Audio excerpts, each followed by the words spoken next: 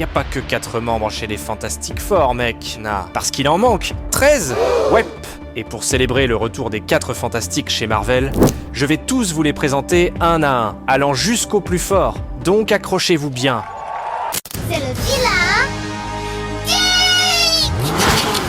Bonjour à tous et bienvenue dans la tanière du vilain geek. Alors, avec l'arrivée tant attendue des 4 Fantastiques dans le MCU, la première famille de Marvel est enfin de retour sous les projecteurs. Et si tout le monde connaît le quatuor de légende, Reed, Sue, Johnny et Ben, une vérité reste souvent dans l'ombre. Au fil de leurs 60 ans d'histoire, la famille a compté bien plus que 4 membres. Des crises cosmiques, des drames personnels, des voyages dans le temps. Les raisons sont nombreuses. Parfois, il fallait remplacer un membre tombé au combat. D'autres fois, c'est l'équipe entière qui partait en mission, nommant des remplaçants pour protéger la Terre en leur absence. Résultat, l'écusson des FF a été porté par une galerie de héros absolument incroyable et souvent totalement inattendus. Et c'est exactement ce qu'on va explorer aujourd'hui. On va découvrir ensemble les 13 autres membres les plus marquants qui ont rejoint les 4 Fantastiques, autant dans le canon que dans les univers what if. Et pour pimenter le tout, on va les classer non pas du plus faible au plus fort, mais du plus surprenant au plus cosmiquement surpuissant. Accrochez-vous, car la liste est folle. On y trouvera un certain tisseur de toile, un géant de jade colérique, une mutante qui contrôle la météo, et même un cavalier fantôme tout droit sorti des enfers. Donc si vous pensiez tout savoir sur les FF, vous allez voir que cette famille, elle est bien plus grande que vous ne l'imaginiez. Alors, si vous êtes prêts, défoncez-moi ce pouce bleu, et c'est parti!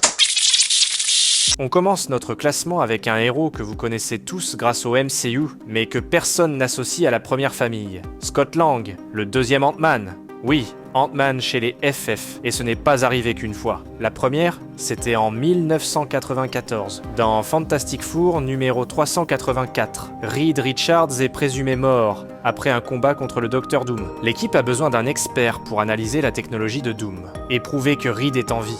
Sur recommandation de Tony Stark, Scott Lang est engagé comme consultant technique. Il emménage même au QG avec sa fille Cassie, une fan absolue des FF. Mais quand une version maléfique du fils de Reed et Sue attaque, Scott doit enfiler son casque et devient, de fait, un membre de l'équipe pour les aider à se défendre. Des années plus tard, dans la série FF de Matt Fraction, les 4 Fantastiques originaux partent pour un voyage spatio-temporel censé durer 4 minutes. Ils ont besoin d'une équipe de remplacement, juste au cas où ça tourne mal. Et Reed choisit Scott pour la diriger. Évidemment, le voyage s'éternise. Scott, qui vient de perdre sa fille Cassie, se retrouve à la tête d'une nouvelle équipe, composée de She-Hulk, Medusa et Darla Deering, et doit en plus gérer les jeunes génies de la Fondation du Futur. Cet arc narratif explore magnifiquement sa résilience et le pousse à devenir un leader. Alors ouais, Ant-Man a bel et bien été un fantastique et un sacré bon.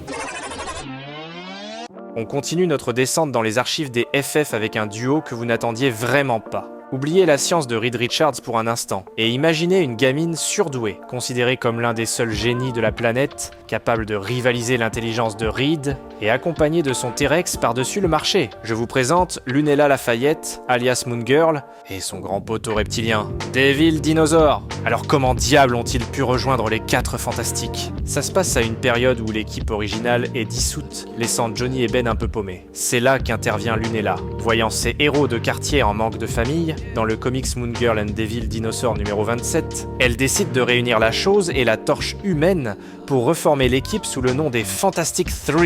Et leur mission? Arrêter le Super Skrull qui menaçait la Terre. Et le trio a cartonné. L'intelligence de Lunella, la puissance de ses 2 tontons adoptifs, et bien sûr, les crocs de son T-Rex, Devil Dinosaur. Le Skrull n'a rien vu venir, les amis. C'était une équipe de feu, mais pas pour longtemps.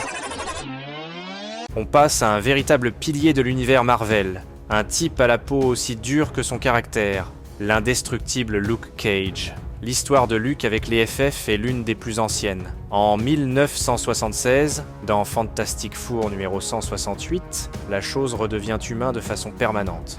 Du moins, c'est ce qu'il croit. Problème. Les statuts des FF sont clairs. Il faut des super pouvoirs pour être membre. Ben est donc viré. Reed, pragmatique, cherche un nouveau mec qui en impose pour ramener du muscle dans l'équipe et recrute le héros à gage, Luke Cage pour le job. Ben, dévasté, voit ce nouveau venu être accueilli par sa propre famille et détruire les robots d'entraînement sans effort. Il essaie même de frapper Luke, se brisant presque la main sur sa peau d'acier. Le passage de Luke Cage, bien que court, a prouvé qu'il était un remplaçant fiable et assez puissant pour prendre la place d'un des membres fondateurs, et son nom reviendra souvent par la suite.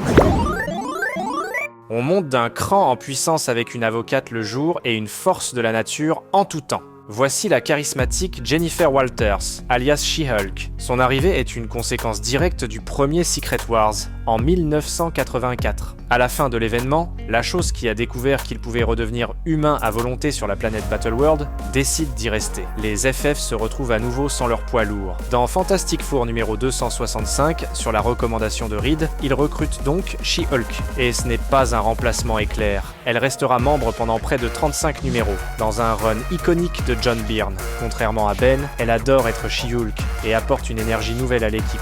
C'est d'ailleurs pendant cette période, au Baxter Building, que Spider-Man découvre que son costume noir est un symbiote alien. L'intelligence, l'humour et la force de Jennifer en ont fait l'une des meilleures recrues de l'histoire de l'équipe.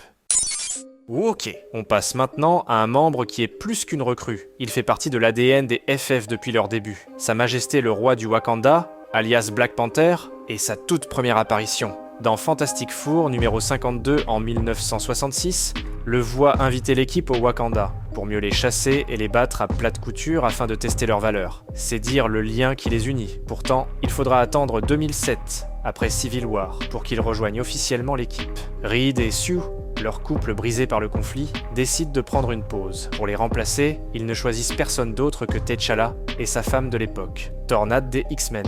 Black Panther prend alors le rôle de leader et de cerveau. S'il n'a pas la science de Reed, son génie tactique et les ressources du Wakanda en font un chef exceptionnel. Voir le roi du Wakanda diriger la première famille de Marvel, c'était tout simplement royal. Le vilain geek. Yeah. Alors là, attention, on entre dans le royaume du What If, le terrain de jeu préféré de Marvel pour les scénarios les plus fous. Notre numéro 8 a rejoint l'équipe dans une réalité alternative. Mais l'histoire est tellement épique qu'on ne pouvait pas l'ignorer. Il s'agit du génie milliardaire, Iron Man, pour affronter la plus grande menace qui soit. Thanos, armé du gant de l'infini. Le simple fait de voir Tony Stark opérer depuis le Baxter Building, le labo de son rival intellectuel Reed Richards, c'était déjà génial, tu vois. Et perso, j'aimerais vraiment voir ça un jour dans le canon de la Terre 616. Mais bon. On arrive maintenant à un personnage qui n'est pas juste un membre de remplacement, mais qui est littéralement de la famille. C'est votre sympathique voisin préféré, nul autre que Spider-Man. Leur histoire a commencé dès le tout début du lore des 4 Fantastiques, après sa première apparition dans Amazing Spider-Man numéro 1, et dont le récit continue dans Fantastic Four annual numéro 1, en 1963, quand un jeune Spidey a tenté de se faire embaucher par les FF, pensant qu'il allait toucher un salaire. C'est aussi là qu'est née sa légendaire rivalité fraternelle avec la Torche humaine. Ils sont comme des frères, toujours à se vanner. Et perso, j'aimerais vraiment voir cette même dynamique dans le MCU entre Tom Holland et Joseph Quinn. Mais on verra bien. Du coup, la première fois que Peter Parker rejoint les 4 Fantastiques dans les comics, c'était dans la saga culte intitulée The New Fantastic Four, dans le numéro 347 des FF en 1990. Quand l'équipe originale est présumée morte, il est recruté au sein de ce groupe de marginaux complètement dingue, une équipe de bad boys qui prouvait que l'esprit des FF pouvait prendre bien des formes. Mais son moment le plus touchant, le plus significatif, c'est bien plus tard. Après la mort tragique de Johnny Storm, c'est Peter Parker, et personne d'autre que Reed Richards appelle pour honorer la dernière volonté de son ami au sein de la Fondation du Futur. Il s'agit du run classique des Fantastic Four par le légendaire Jonathan Hickman. Là, il n'est plus un simple remplaçant. Il devient un pilier, un mentor, un membre à part entière de la famille. Donc Spider-Man et les Fantastic Four, eh bien c'est ça, c'est le petit frère, le confident, le neveu préféré de la famille. Qu'il porte ou non le 4 sur son costume, sachez qu'il sera toujours leur 5e membre non officiel, notre Spidey. Ok, on s'approche du top 5 avec un personnage qui, à première vue, n'a rien à faire ici. Un loup solitaire, un animal sauvage, soit le seul et unique Wolverine. Et dans le cas d'espèce, Wolverine chez les FF, c'est l'eau et le feu. Et pourtant, comme on l'a vu avec Spider-Man, Logan a fait partie de cette équipe de remplacement légendaire. Les New Fantastic Four lancés dans le fameux numéro 347. Voir ce concentré de chaos pur essayer de collaborer était un spectacle. Ils se prenaient constamment la tête avec les autres, pendant que Spider-Man tentait de détendre l'atmosphère. Ce passage, aussi bref fut-il, a prouvé que même l'animal le plus sauvage pouvait comprendre le concept de famille et de devoir. C'est pour ça que Logan, malgré son image, est l'un des héros les plus fiables et loyaux de l'univers Marvel. Et pour un personnage qui n'est pas censé être un bon joueur d'équipe, faut souligner qu'il est aussi l'un des seuls héros Marvel ayant participé aux 3 grandes équipes de cet univers, soit les X-Men, les Avengers et les 4 Fantastiques. On continue de grimper avec une véritable force de la nature, un membre aussi inattendu que dévastateur, l'incroyable Hulk. Le paradoxe ultime, Hulk, l'éternel rival de la chose, rejoint l'équipe qu'il a si souvent combattue. Bien sûr, cela se passe lors de la formation des New Fantastic Four dont j'arrête pas de vous parler. Mais attention, ce n'est pas la version Hulk Smash qui rejoint l'équipe. C'est le Grey Hulk, alias Joe Fixit. Une version peut-être moins puissante, mais bien plus intelligente et rusée. Un Hulk qui bosse comme homme de main à Las Vegas. Et cette intelligence change tout, car il n'est pas juste là pour casser. Il est le muscle qui réfléchit, et prouvant surtout que sous la rage se cachait parfois le cœur d'un fantastique. Ok, alors, notre numéro 4 n'a pas la force de Hulk, mais elle possède une arme bien plus puissante, son cerveau. On parle de la fille de Reed et Sue, Valeria Richard. Et là vous allez me dire, quoi? Une gamine sans super pouvoir devant Hulk? Et ma réponse est oui, 1000 fois oui, parce que l'intelligence est le plus grand des pouvoirs. Reed Richards a vaincu des dieux avec son cerveau. Et Valeria? Elle se dit elle-même plus intelligente que son père. Et vu ses exploits, on doit la croire. Mais son heure de gloire arrive durant la saga de Jonathan Hickman. Face à une menace qui dépasse son père, cette gamine de 3 ans va voir le Docteur Doom, passe un marché avec lui, restaure son intellect endommagé et le recrute pour sauver sa propre famille. Et pour ce faire, elle a manipulé l'un des plus grands tyrans de l'univers et a orchestré un plan pour sauver le multivers. Le tout avant d'avoir l'âge d'aller à l'école. Donc, depuis qu'elle a rejoint l'équipe avec ses parents, elle est devenue l'atout stratégique ultime de l'équipe. Et tout comme Spider-Man, Valeria a rejoint les FF lorsque Reed a créé la Future Foundation, ou la Fondation du Futur en VF, après la mort de Johnny Storm, qui s'était sacrifié pour sauver l'équipe en fermant un portail vers la zone négative.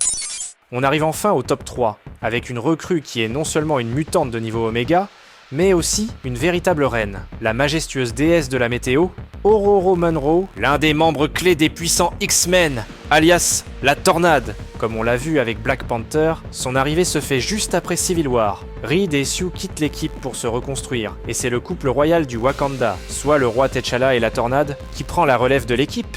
Dans Fantastic Four numéro 543, on découvre donc cette composition de rêves. Tornade, Black Panther, la Chose et la Torche humaine.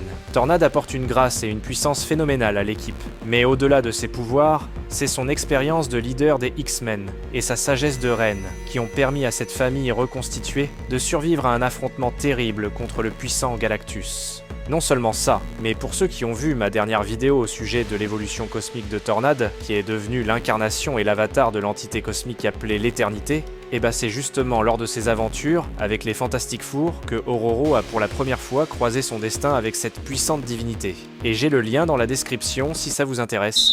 Vous regardez le Vilain Geek. Yay! On entre dans le surnaturel avec notre numéro 2, un membre qui a littéralement apporté l'enfer au Baxter Building, le Cavalier Fantôme.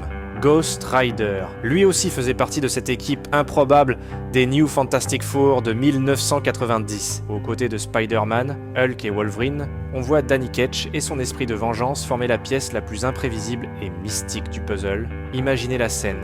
3 brutes et un tisseur de toile, et au milieu, un squelette en flammes dont le seul regard peut carboniser votre âme. Sa puissance est d'un tout autre ordre. Il n'est pas juste fort, il est une force surnaturelle quasi invulnérable, armée du feu de l'enfer et de son regard de pénitence. Une arme capable de terrasser des êtres bien plus puissants que la chose. Sa présence a montré que la famille fantastique pouvait même s'étendre aux confins de la magie et du divin. Un allié terrifiant et l'un des membres les plus puissants à avoir jamais porté le légendaire numéro 4. Sans compter que tout au long de l'histoire des FF, Ghost Rider a toujours été un collaborateur rapproché. Donc pas étonnant qu'il a été choisi comme remplaçant à l'époque. Et plus récemment, petite anecdote croustillante pour vous les geeks. Saviez-vous que le Ghost Rider a récemment été mis à l'épreuve d'une manière assez inattendue ? dans le Fantastic Four annual de 2023, lors de l'événement Contest of Chaos, dont je vous parle un peu dans ma vidéo à propos de la sorcière Agatha Harkness, qui est en passant l'ancienne nounou de Franklin Richards. Elle a forcé le Rider à se battre contre un autre expert du feu, la Torche humaine lui-même. Alors, devinez qui a la plus grosse boule de feu, les flammes infernales de l'esprit de la vengeance ou le plasma stellaire de Johnny Storm? Eh bah, la réponse va vous surprendre. Johnny, qui n'est pas idiot, sait très bien qu'il ne peut pas gagner un concours de pyrotechnie contre un démon. Alors qu'est-ce qu'il fait? Il utilise son intelligence. Au lieu d'envoyer des boules de feu, il utilise ses pouvoirs pour fondre à travers les murs, esquiver et même piéger Ghost Rider avec ses propres chaînes infernales. Le combat se termine, non pas par une explosion, mais par un Ghost Rider humilié, complètement déjoué par la ruse de la torche. Une preuve de plus que chez les 4 Fantastiques, le cerveau l'emporte souvent sur les muscles, même des muscles infernaux. On arrive au sommet, l'ultime membre des 4 Fantastiques, et sans aucune contestation possible, le plus puissant de tous. Pas juste de cette liste, mais de tout l'univers Marvel. Du moins presque. Il est le cœur, l'héritage et l'arme de destruction massive de cette famille. Et récemment la star du nouveau film des Fantastic Four dans le MCU. D'ailleurs, j'ai toute une vidéo à propos de ses pouvoirs débiles dans la description, si ça vous intéresse. Le fils de Reed et Sue, le mutant de niveau Oméga qui peut réécrire la réalité, Franklin Richards. Que ce soit dans la Fondation du Futur ou l'équipe Fantastic Force, Franklin est un membre à part entière. Sa puissance dépasse l'entendement. On parle d'un gamin qui, voyant sa famille pleurer les héros morts après le combat contre Onslaught, a simplement créé un univers de poche pour les sauver. Chaque menace de cette liste pourrait être effacée de l'existence par une simple pensée de Franklin. Il est le secret le mieux gardé et le plus grand pouvoir de la première famille. Le personnage le plus cheaté des comics, donc c'est pourquoi je l'ai mis au top des tops de ma liste. Et voilà, vous connaissez maintenant 13 des héros les plus surprenants qui ont eu l'honneur de porter le 4 sur leur costume. De l'ingénieur qui rétrécit au dieu qui crée des univers, l'histoire des 4 Fantastiques est bien plus riche et complexe qu'on ne le pense. Ça prouve que la première famille, ce n'est pas qu'une question de sang ou de pouvoir cosmique. C'est un idéal, un symbole qui peut être porté par n'importe quel héros, prêt à se battre pour un avenir meilleur. Alors, quel membre de cette liste vous a le plus surpris? Pensez-vous que Valeria est bien à sa place devant Hulk? Dites-moi tout dans les commentaires, j'ai vraiment hâte de lire vos avis et vos débats enflammés. Et n'hésitez pas à me dire quelle autre équipe iconique vous aimeriez que l'on décortique dans la tanière. En attendant, si vous voulez voir l'histoire d'une autre famille complètement dysfonctionnelle mais tout aussi puissante, allez voir cette vidéo qui s'affiche juste là. Ciao les amis!